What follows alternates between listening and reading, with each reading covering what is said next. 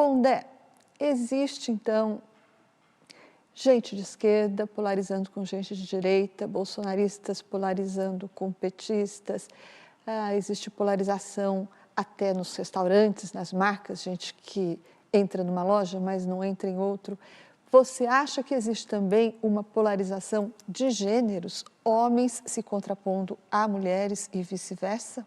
Conflitos entre homens e mulheres é uma coisa que, das mais variadas formas, existiu das mais variadas formas ao longo do tempo, né?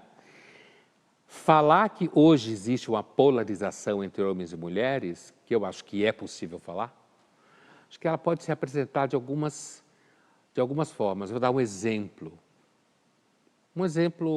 clichê, né? Imagine uma menina que já está lá pela segunda metade dos seus 30 anos de idade, chegando perto dos 40, que muitas meninas nesse momento, imagine que ela fez carreira, né, profissional e tal, e que ela já está naquele momento em que ela tem que decidir de uma vez por todas se ela quer ter filho ou não. Se ela não quer, isso daí já foi, mas grande parte delas querem e elas ficam nessa coisa de ter filho ou não.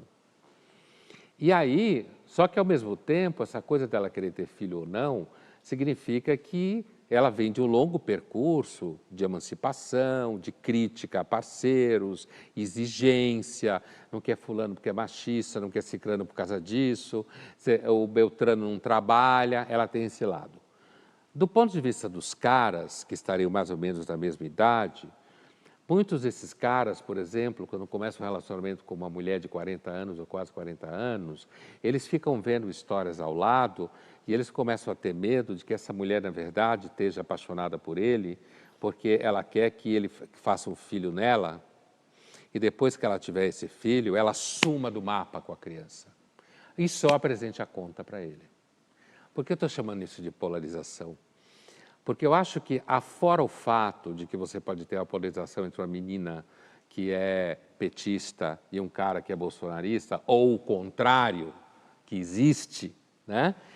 Há uma polarização que me parece um pouco mais profunda, no caso de homens e mulheres, que tem a ver com certos ressentimentos mútuos, rancores mútuos, e principalmente em gerações cada vez mais jovens, que são, como todo jovem, um pouco idealizador, isso é normal, mas gerações que são muito exigentes, que têm fórmulas, sabe?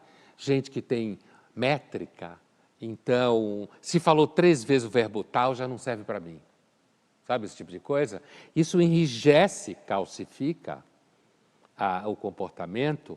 Então, eu acho que essa polarização hoje entre homens e mulheres é uma polarização que está muito fincada em ressentimentos mútuos e expectativas frustradas. Ressentimentos mútuos, você disse, né?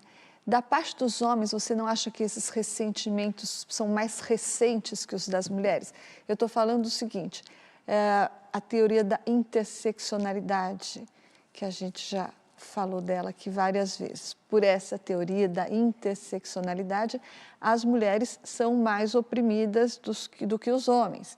E isso tem feito com que muitos se sintam enquadrados numa espécie de categoria inferior, né? Porque aí, nesse sentido, e em muitas situações, como a que você falou no caso de separação, as mulheres sempre, ou muitas vezes, ou na maior parte das vezes, teriam razão numa situação de conflito, numa situação de separação, numa situação de guarda dos filhos.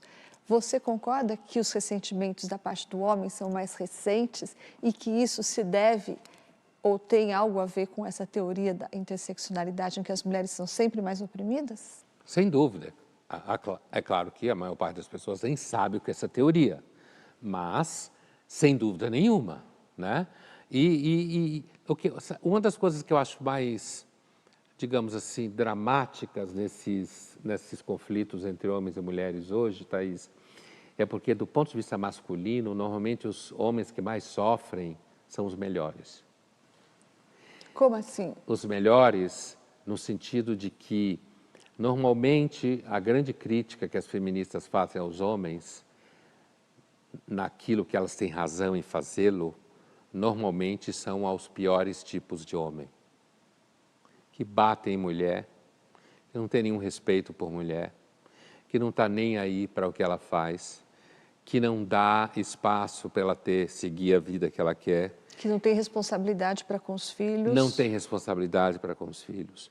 Que não partilha do dia a dia, certo? Isso que eu estou chamando dos menos bons, dos piores, né? E aí, aquele conjunto de homens que teriam mais disposição e mais gosto e mais admiração, e aquilo que os americanos chamam de keeper, certo? Esses homens são os que mais sofrem com isso.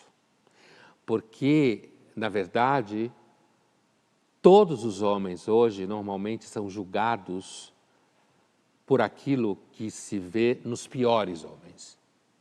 E quando você fala se é mais recente, esse ressentimento, é porque eu acho que esse tipo de noção ou de consciência tem se apresentado aos homens de modo mais recente. No Brasil, por exemplo, se você casa com uma mulher e você tem filhos com ela e tem filho, 2, 1, sei lá, e o casamento dá errado, se ela quiser fazer com que você não tenha praticamente nenhum relacionamento com a criança, ela consegue.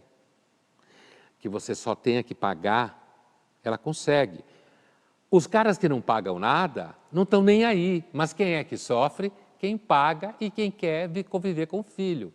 Então, todo homem jovem separado que gosta de conviver com o filho sabe que a sua ex-mulher tem um poder gigantesco sobre a vida dele. Porque ela detém a força jurídica da criança. Porque quase sempre, se você entrar no contencioso com a mulher hoje, na maioria esmagadora dos casos, você homem, você perde. Isso vale para contencioso de fato, no Poder Judiciário, como vale para uma discussão num caixa de supermercado. Um homem hoje, educado, consciente do ambiente saturado em que a gente vive, ele sabe que se ele tiver algum conflito com alguma mulher numa fila de supermercado, de fala, ele deve calar a boca e ir embora.